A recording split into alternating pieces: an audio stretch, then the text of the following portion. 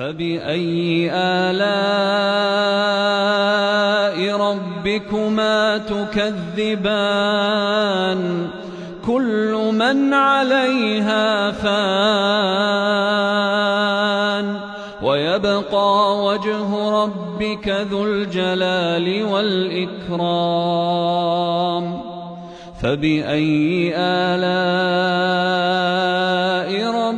ربكما تكذبان يسأله من في السماوات والأرض كل يوم هو في شأن فبأي آلاء ربكما تكذبان سنفرغ لكم أيها الثقلان